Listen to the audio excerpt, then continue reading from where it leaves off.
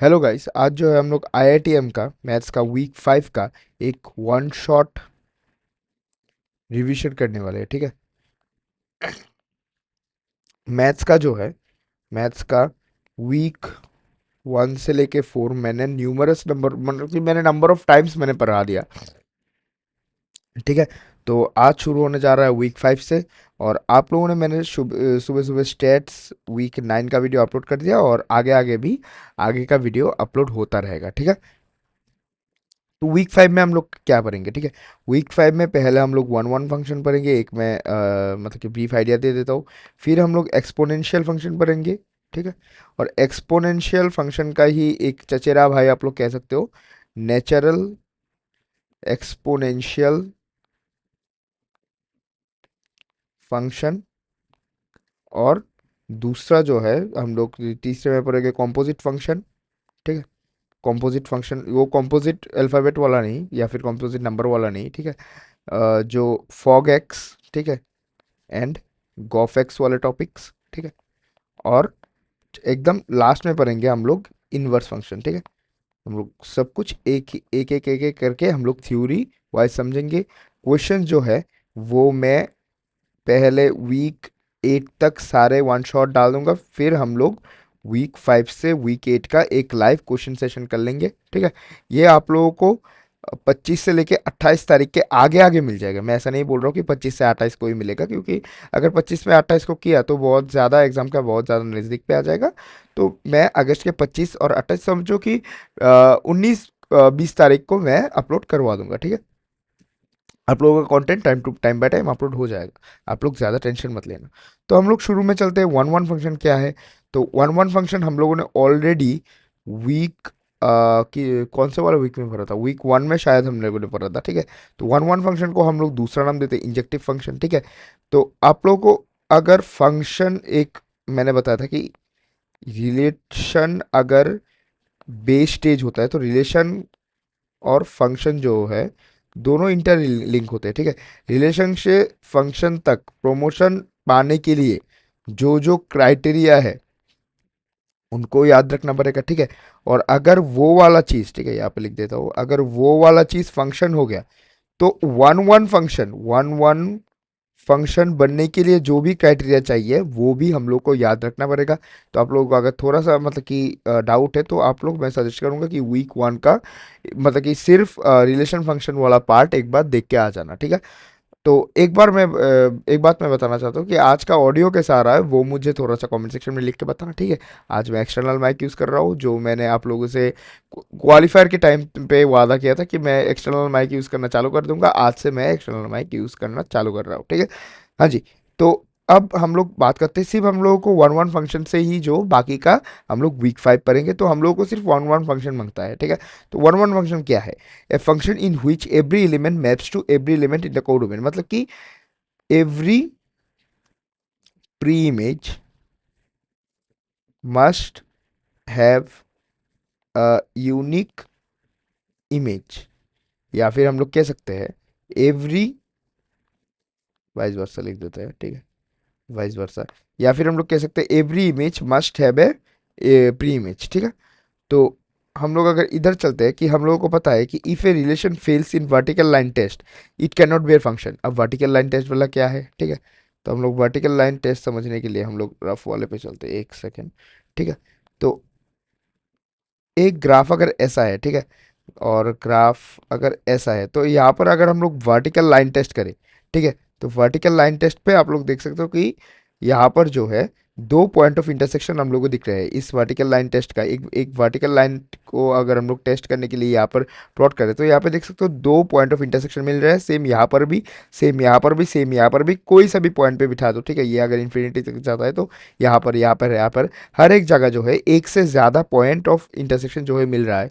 अगर एक से ज़्यादा पॉइंट ऑफ इंटरसेक्शन मिले तो उस केस में ये जो है अगर फंक्शन नहीं होगा। ठीक है। ये जो है फंक्शन नहीं होगा। अगर वर्टिकल लाइन टेस्ट अगर पास नहीं किया तो वो जो है फंक्शन नहीं होता। ठीक है। तो एक सेकेंड। हाँ। ये वाला ही था ना, ओके सॉरी, मैं स्टेट्स का नोट मैंने खोल दिया था।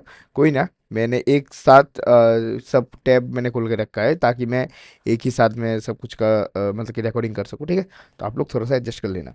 ओके, तो अगर हम लोग फंक्शन तो डिटरमाइन हो गया, ठीक है। फंक्शन डिटरमाइन होने के बाद हम लोग इसको वन वन फंक्शन ग्राफिकली कैसे हम लोग इसको चेक करेंगे, ठीक है। अगर one one function graphically check करना हो तो हम लोग यूज़ करेंगे हॉरिजॉन्टल लाइन टेस्ट, ठीक है। Horizontal line test.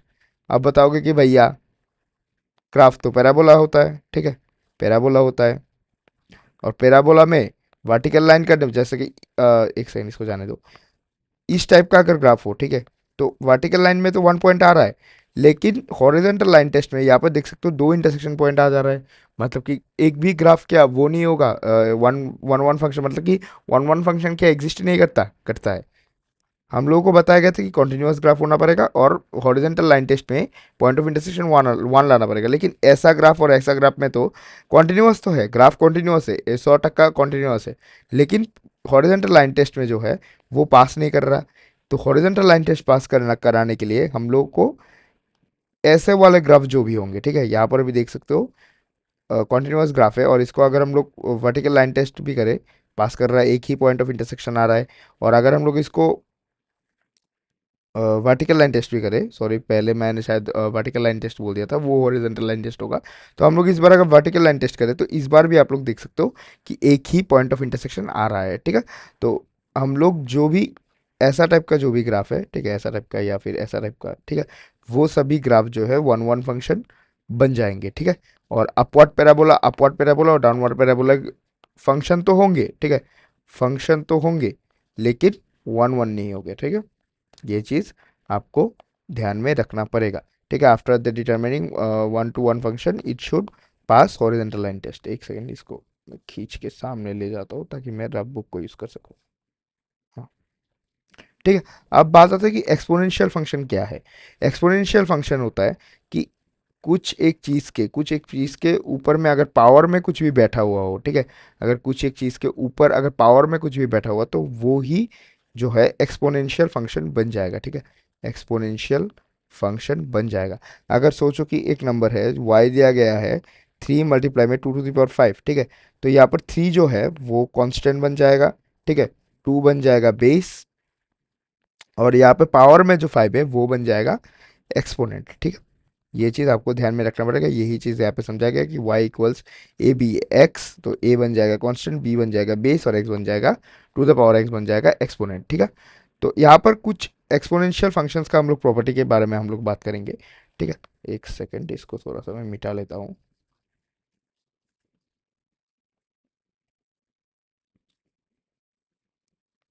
ठीक है, तो पहला जो प्रॉपर्टी है, पहला प्रॉपर्टी है, अगर x के ऊपर अगर a प्लस बी दोनों पावर में रहे, ठीक है, ऐसा ऐसा ना करके हम लोग उल्टा उल्टा करके समझाते हैं, ठीक है। X to the power a, ठीक है, मल्टीप्लाई में X to the power B, यहाँ पर देख सकते हो दोनों का बेस जो है, यहाँ पर बेस सेम है और दोनों जो है मल्टीप्लाई में है, तो उस केस में जो है X to the power a plus B बन जाएगा। सेम ही डिवाइड के क्षेत्र में भी होगा, ठीक है, X to the power a divide by x to the power B, यहाँ पर भी अगर दोनों का बेस सेम है और दोनों अगर डिवाइड में है तो यहाँ पर X to the power a minus B बन जाएगा, ठीक है। और एक सेकंड, इसको क्लियर करने देते हैं। और यहाँ पर अगर x to the power a to the power m रहे, ठीक है, तो हम लोग जो है X to the power A M इनको लिख सकते हैं। और बाकी का प्रॉपर्टीज एक बार हम लोग चेक कर लेते हैं। ओके, अगर x to the power sorry X by Y और होल पावर में अगर सोचो कि ए रहा, ठीक है, तो हम लोग x to the power a upon में y to the power a इसको लिख सकेंगे, ठीक है। और ये x to the power zero जो वन होता है ये सभी को पता है। और अगर x to the power inverse of a रहा तो हम लोग one by x to the power a लिख सकते हैं, और इसको फर्दर हम लोग one by x whole to the power a लिख सकते हैं, ठीक है, क्योंकि वन टू द पावर अगर वन टू द पावर कुछ भी हो जाए वो वन ही देगा, तो one by x whole to the power a लिखे तो भी ये सही है। यहाँ पर देख सकते हो सारे प्रॉपर्टीज जो है एक्सपोनेंशियल फंक्शंस का यहाँ पर सब कुछ दिया गया है, ठीक है। और हम लोग चलते हैं अभी नेचुरल एक्सपोनेंशियल फंक्शन में, ठीक है। यहाँ पर एक्सपोनेंशियल फंक्शन में देख सकते हो बी जो है वो एक वेरिएबल है, ठीक है, वेरिएबल है, ठीक है, लेकिन नेचुरल एक्सपोनेंशियल फंक्शन में जो है, नेचुरल एक्सपोनेंशियल फंक्शन में बेस जो है ऑलवेज ई रहेगा, ठीक है। अब बताओगे कि भैया बी भी एक अल्फ़ाबेट है, ई भी एक अल्फ़ाबेट है, बी भी तो ऐसा करके वो हुआ ना, ए और बी दोनों अल्फ़ाबेट है और दोनों वेरिएबल है, तो ई भी वेरिएबल होगा, नहीं। ई का एक वैल्यू रहता है, वो जो है अप्रोक्स 2.71 वैल्यू रहता है। मतलब कि ई जो है, हम लोग जैसे कि हम लोग पाई को वेरिएबल नहीं पकड़ते, ठीक है। हम लोग पाई को जो है वेरिएबल नहीं पकड़ते, पाई पाई एक कांस्टेंट है जिसका वैल्यू है अप्रोक्स 22/7 या फिर अप्रोक्स 3.14, ठीक है। ऐसे ही करके ई भी एक कांस्टेंट है और ई का जो वैल्यू है वो 2.71 है। मतलब कि मैं ऐसा समझाना चाह रहा हूँ कि नेचुरल एक्सपोनेंशियल फंक्शन, ठीक है, एक्सपोनेंशियल फंक्शन, ये एक ऐसा ऐसा चीज होगा जिसका बेस जो है हमेशा ई से कांस्टेंट होगा, ठीक है। यहाँ पर देख सकते हो नेचुरल एक्सपोनेंशियल फंक्शन का हमेशा बेस जो है ई से कांस्टेंट है और ई का जो है अप्रोक्सीमेट वैल्यू यहाँ पर दिया गया है, ठीक है। यहाँ पर नेचुरल एक्सपोनेंशियल फंक्शन का कुछ एक दो प्रॉपर्टीज जो है हटके है, वो हम लोग एक बार देख लेते हैं। नेचुरल एक्सपोनेंशियल फंक्शन का जो है ऑलवेज जो है वन वन फंक्शन से ही नेचुरल एक्सपोनेंशियल फंक्शन बनेगा। यहाँ पर देख सकते हो एक्स और ई टू द पावर एक्स दोनों यूनिक होना पड़ेगा और ई टू द पावर जीरो जो है वन होता है। ये हम लोग को ऑलरेडी पता था कि X to the power zero भी वन ही होता था, ठीक है। तो E to the power zero भी वन होता है और डोमेन ऑफ एक्स जो है, एक्स का डोमेन जो है कुछ भी हो सकता है, तो ये इसलिए हम लोग यहाँ पर मतलब कि नेचुरल एक्सपोनेंशियल फंक्शन का डोमेन जो है माइनस इन्फिनिटी से इन्फिनिट घोषित कर देंगे और बाकी का जो एक्सपोनेंशियल फंक्शन वाला प्रॉपर्टीज है वो ही कंटिन्यू हो जाएंगे, ठीक है। अब बात आता है कि कॉम्पोजिट फंक्शन क्या होता है, ठीक है। हम लोग ऑलरेडी मतलब इस इंडेक्स में डिस्कस किए थे कि कॉम्पोजिट फंक्शन में फॉग एक्स और गॉफ एक्स आता है, ठीक है। तो जो लोग ऑलरेडी कुछ भी नहीं पता तो उन लोगों को समझे कि भाई क्या कार्टून का नाम क्या बता रहे हो भैया, फॉग एक्स और गॉफ एक्स क्या चीज़ होता है, ठीक है। हम लोग इसको विस्तार में डिस्कस करेंगे। तो हम लोग ऐसे ना डिस्कस करके एक काम करते हैं, इनको जो है एक एग्जाम्पल के द्वारा हम लोग डिस्कस करने का कोशिश करते हैं, ठीक है। एक सेकंड, इसको थोड़ा सा क्लीन कर लेने दो। नीचे जो है थोड़ा सा नोट्स है, ठीक है। मेरा पूरा ये जो ऐप है पूरा नोट्स से पूरा भर गया है क्योंकि ऑब्वियसली एंटर मार रहा है, बहुत सारे वीडियोस मुझे डालना पेंडिंग है, तो हर एक का मैं रिकॉर्डिंग कर रहा हूँ। मैं डे वाइज इनको डालता जाऊँगा, ठीक है। ओके, तो यहाँ पर हम लोग समझाने वाले थे कि फॉग एक्स और कॉफ एक्स क्या है, ठीक है। तो इसके लिए हम लोग पहले एक आर्बिट्री एफ एक्स और आर्बिट्री जी एक्स ले लेंगे, ठीक है। आर्बिट्री एफ एक्स और जी एक्स होना बहुत ही इंपॉर्टेंट है। तो एफ एक्स जो है वो होगा, एक सेकेंड, एफ एक्स अगर हम लोग एक्स स्क्वायर माइनस वन ले ले और जी एक्स अगर हम लोग टू एक्स ले ले, ठीक है। तो अब फॉग एक्स क्या चीज़ है, ठीक है। फॉग एक्स क्या चीज़ है, तो फॉग एक्स मतलब F of ji of x, ठीक है। और ऐसे ही करके गॉफ एक्स हो जाएगा G of F of x, ठीक है। Clear, F of ji of X मतलब कि एफ एक्स और उसके अंदर एक्स के अंदर जी एक्स। समझ में आ रहा है कुछ, मतलब कि पहले तो एफ एक्स फॉग एक्स में पहले एफ एक्स लिखो, जो भी एफ एक्स दिया था उसमें एफ एक्स लिखो, ठीक है। एफ एक्स था एक्स स्क्वायर माइनस वन। अब एफ यहां पर एक्स होता, एक्स की जगह क्या है जी एक्स, मतलब कि एक्स वाले टर्म पे जी एक्स वाला टर्म जो है वो पुट कर दो, ठीक है। ध्यान में आया। तो यहाँ पर अगर हम लोग एक्स स्क्वायर माइनस वन पे हम लोग एक्स की जगह हम लोग टू एक्स पुट करें तो two x square minus one मतलब two x whole square minus one जो कि four x square minus one बन जाएगा फॉग एक्स, ठीक है।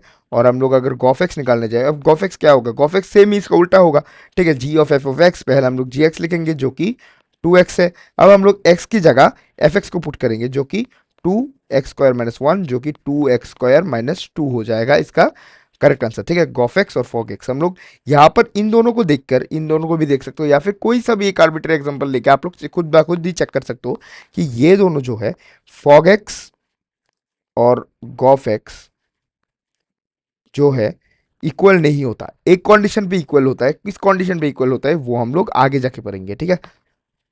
तो यहाँ पर देख सकते हो कि फॉग एक्स दिया गया है कि g of F of x, sorry gof x दिया गया है g of F of x और फॉग एक्स दिया गया है f of ji of x, ठीक है। और फॉग एक्स जो है फॉग एक्स और गॉफ एक्स जो है दोनों इक्वल नहीं है, ठीक है। अब फॉग एक्स और गॉफ एक्स ही यहाँ पे समझाया गया है सेम एग्जांपल के साथ, तो ये ऑलरेडी हम लोग ने समझ गया, ठीक है। अब हम लोग डोमेन कैसे निकालेंगे, ठीक है, how to determine the domains. Fog X का डोमेन निकालने के लिए एक्स का डोमेन जो है X belongs to domain of G, G का डोमेन से एक्स बिलोंग करना चाहिए, और इसका ही उल्टा हो जाएगा, जी एक्स का डोमेन जो है एफ का, सॉरी जी एक्स जो है डोमेन ऑफ एफ से बिलोंग करना चाहिए, ठीक है। ये हो गया फॉग एक्स का बात, और गॉफ एक्स का बात भी सेम।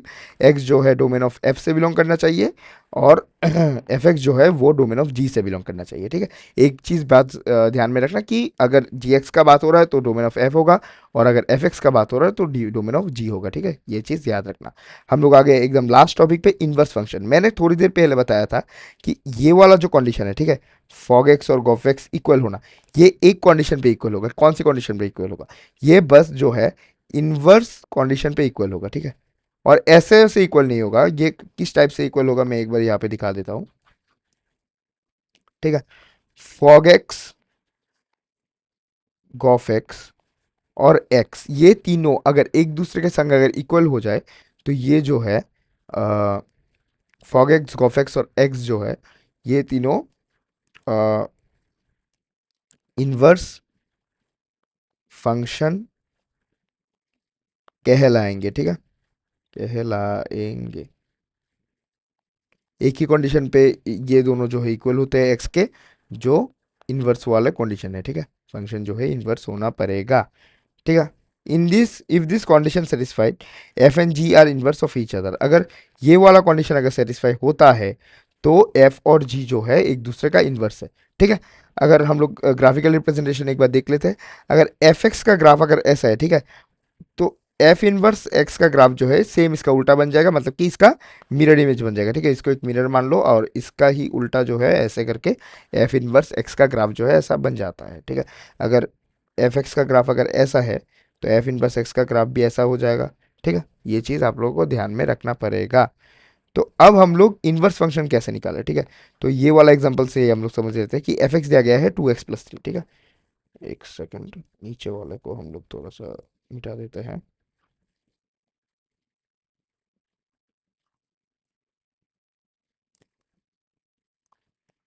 एफ एक्स जो है वो दिया गया है, क्या दिया गया था, 2x+3, ठीक है।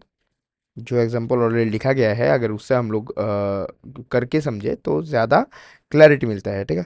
तो एफ एक्स जो है वो 2x+3 है, और इसको अगर हम लोग देखें फर्दर, जो कि अगर इसको एफ इनवर्स एक्स निकालने के लिए गए, तो पहले जो है एफ एक्स को हम लोग वाई के टर्म में लिखना सीखो। टू वाई इक्वल्स 2x+3, इतना तो मानते हो।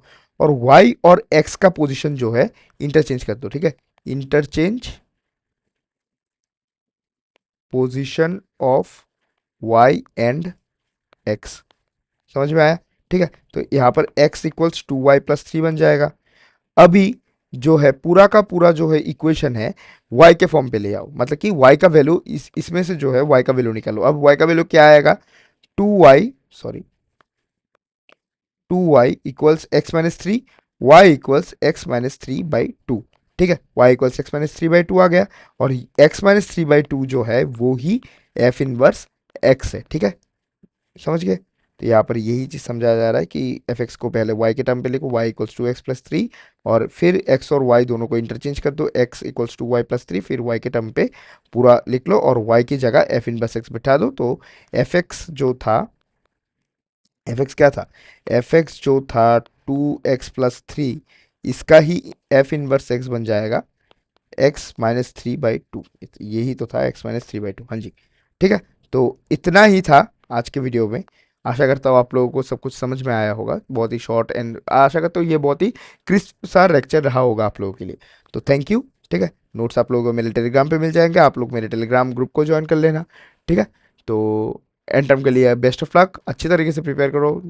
ज़्यादा दिन भी नहीं है, ठीक है, ज़्यादा कम दिन भी नहीं है, एकदम मॉडरेट दिन है, आप लोग अच्छी तरीके से प्रिपेयर कर सकते हो। अगर लास्ट का 15 से 20 दिन का स्ट्रेटेजी चाहिए, तो वो मेरे चैनल पे ऑलरेडी वीडियो अपलोडेड है, आप लोग वहाँ से भी जाके देख सकते हो, ठीक है। बाय।